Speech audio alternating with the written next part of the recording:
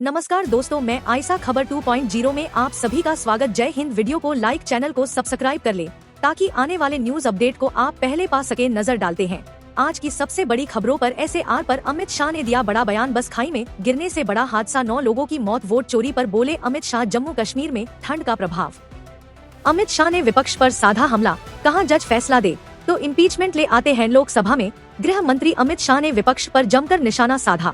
उन्होंने कहा कि जब भी विपक्ष को अदालत का फैसला पसंद नहीं आता, वे जज के खिलाफ इम्पीचमेंट की बात करने लगे। शाह ने कहा कि आजादी के बाद ऐसा कभी नहीं हुआ कि किसी जज द्वारा दिए गए फैसले पर विपक्ष इम्पीचमेंट लेकर आए। पीएम मोदी, राहुल गांधी और अमित शाह के बीच हुई अहम मीटिंग। इन पदों पर नियुक्ति को लेकर हुआ बड़ा फैसला। चुनाव आयोग पर आरोपों को लेकर हमला। अमित शाह ने कहा कि विपक्ष लगातार चुनाव आयोग की छवि खराब कर रहा है। उन्होंने कहा, हम भी कई बार चुनाव हारे हैं, लेकिन कभी चुनाव आयोग पर सवाल नहीं उठाए। चुनाव आयोग एक संवैधानिक संस्था है, राजनीतिक दल उसकी मान्यता तय नहीं करते। आप दुनिया में भारत के लोकतंत्र की छवि खराब कर रहे हैं। शाह ने बताया कि 2014 के बाद भाजपा ने 44 चुनाव जीते हैं और विपक्ष ने भी कई चुनाव इसी चुनाव आयोग के तहत जीते, लेकिन तब किसी ने सवाल नहीं किया। लोकसभा में गरजे अमित शाह, बोले स पर विपक्ष झूठ फैला रहा है। कांग्रेस पर वोट चोरी के 3 आरोप। अमित शाह ने कांग्रेस पर 3 वोट चोरी के आरोप दोहराए। 1. पहली वोट चोरी, कांग्रेस के प्रदेश अध्यक्षों ने सरदार पटेल को ज्यादा वोट दिए थे, लेकिन प्रधानमंत्री नेहरू बने। 2. दूसरी वोट चोरी, इंदिरा गांधी रायबरेली से चुनाव जीती, पर कोर्ट ने इसे अनैतिक करार दिया। इसे बचाने के लिए संसद में कानून लाया गया कि पीएम के खिलाफ केस नहीं चल सकता। 3. तीसरी वोट चोरी,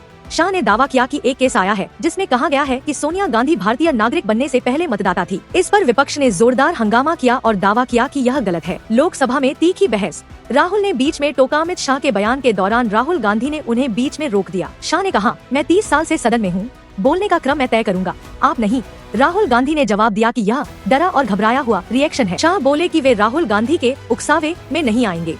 इंडिगो क्राइसिस, इंडिगो संकट पर चेयरमैन विक्रम सिंह मेहता की बड़ी सफाई। यात्रियों से बिना शर्त माफी मांगी, बोर्ड जांच करेगा हर वजह। परिचालन संकट से गुजर रही इंडिगो के चेयरमैन विक्रम सिंह मेहता ने बुधवार को कहा कि एयरलाइन का निदेशक मंडल हाल में हुए उड़ान व्यवधानों के हर पहलू की जांच करेगा। मेहता ने एक वीडियो संदेश में कहा कि निदेशक मंडल ने प्रबंधन के साथ काम करने और व्यवधानों के मूल कारणों का पता लगाने में मदद करने के लिए बाहरी तकनीकी विशेषज्ञों को शामिल करने का निर्णय लिया है। मेहता ने कहा, 3 दिसंबर को अप्रत्याशित घटनाओं की एक श्रृंखला के चलते बड़े पैमाने पर उड़ानें रद्द, हमारे हजारों यात्री फंस गए।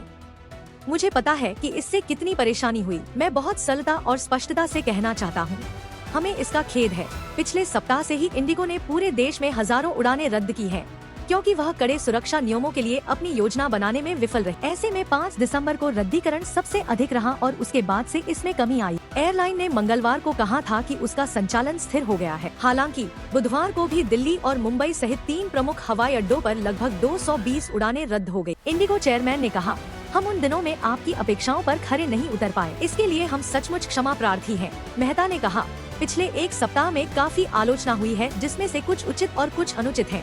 उन्होंने कहा, उचित आलोचना यह है कि एयरलाइन ने आपको निराश किया। हमें अपने ग्राहकों, अपनी सरकार, अपने शेयर धारकों और अपने कर्मचारियों को जवाब देना है। हम आपको आश्वस्त करते हैं कि हम यह जांच करेंगे कि कहां गलती हुई और उससे सीखेंगे। उन्होंने आगे कहा कि निदेशक मंडल ने निर्णय लिया है कि वह प्रबंधन के साथ काम करने के लिए बाहरी तकनीकी विशेषज्ञों को शामिल करेगा, ताकि मूल कारणों का पता लगाया जा सके और सुधारात्मक कार्रवाई को सुनिश्चित किया जा सके। इंडिगो चेयरमैन ने यह भी कहा कि कुछ आरोप गलत हैं, जैसे इंडिगो ने खुद इस संकट को तैयार किया या सुरक्षा से समझौता किया। उन्होंने कहा, पायलट को आराम देने से जुड़े नियम जब से बने हैं, इंडिगो ने उनका पालन किया है। हमने जुलाई और नवंबर में नए नियमों के तहत ही संचालन किया। हमने उन्हें नजरअंदाज करने की कोशिश नहीं की। नहीं, हमने ऐसा कुछ किया जिससे हमारी बेदाग सुरक्षा रिकॉर्ड पर नकारात्मक प्रभाव पड़े। मेहता ने कहा कि पिछले सप्ताह हुए व्यवधान किसी जानबूझकर की गई कार्रवाई के कारण नहीं हुए। उन्होंने कहा, वे आंतरिक और अप्रत्याशित बाहरी घटनाओं के संयोजन के कारण हुए। इनमें मामूली तकनीकी दिक्कतें, सर्दी के मौसम की शुरुआत से जुड़े अनुसूचित परिवर्तन, प्रतिकूल मौसम, विमानन प्रणाली में बढ़ता जाम और नए चालक दल के रोस्टरिंग नियमों के तहत संचालन शामिल थे। बढ़ती ठंड ने बढ़ाई मुश्किलें, स्नोफॉल के बारे आई बड़ी खबर। जाने कहां व कब होगी श्रीनगर, मीर आफ्ताब। मौजूदा सूखे की स्थिति के बीच जम्मू कश्मीर और लद्दाख के क्षेत्रों में शीतलहर, कोल्ड वेव और अधिक तीव्र हो गई है। पूरे क्षेत्र में न्यूनतम तापमान, मिनिमम टेम्परेचर में तेजी से गिरावट दर्ज की गई है, जिससे आम जनजीवन प्रभावित हुआ है। जम्मू कश्मीर में सूखी ठंड पड़ने के कारण लोग खांसी जुकाम की बीमारियों से जूझ रहे हैं, जिसके चलते लोग काफी परेशान हैं। मौसम का पूर्वानुमान, हल्की बर्फबारी की उम्मीद। मौसम विभाग के अनुसार आने वाले दिनों में मौसम में कुछ बदलाव देखने को मिल सकता है। हालांकि ज्यादातर समय आसमान में बादल छाए रहेंगे। 10 से 12 दिसंबर इस दौरान जम्मू कश्मीर में आमतौर पर बादल छाए रहने और मौसम में हल्के बादल छाए रहने की उम्मीद है। 13 से 15 दिसंबर इस अवधि में उत्तर और मध्य कश्मीर के कुछ ऊंचे इलाकों में हल्की बर्फबारी की संभावना जताई गई है, जिससे तापमान में थोड़ी और गिरावट आ सकती है, लेकिन इससे सूखे से प्रभावित क्षेत्रों को कुछ राहत मिलने की उम्मीद है। 16 से 18 दिसंबर इसके बाद फिर से हल्के बादल छाए रहने की संभावना है। 19 से 21 दिसंबर इस दौरान एक बार फिर आमतौर पर बादल छाए रहेंगे और कुछ ऊंचे इलाकों में हल्की बर्फबारी होने की संभावना है। ठंड का बढ़ता प्रकोप। तेज ठंड और सूखे के कारण जलस्रोतों पर दबाव बढ़ रहा है। न्यूनतम तापमान में तेजी से गिरावट आने से स्थानीय निवासियों को अलाव और हीटर का सहारा लेना पड़ रहा है। हल्की बर्फबारी की संभावना से पर्यटन से जुड़े लोगों में भी उम्मीद जगी है, लेकिन सूखे की गंभीर स्थिति को देखते हुए व्यापक बर्फबारी की आवश्यकता महसूस की जा रही है।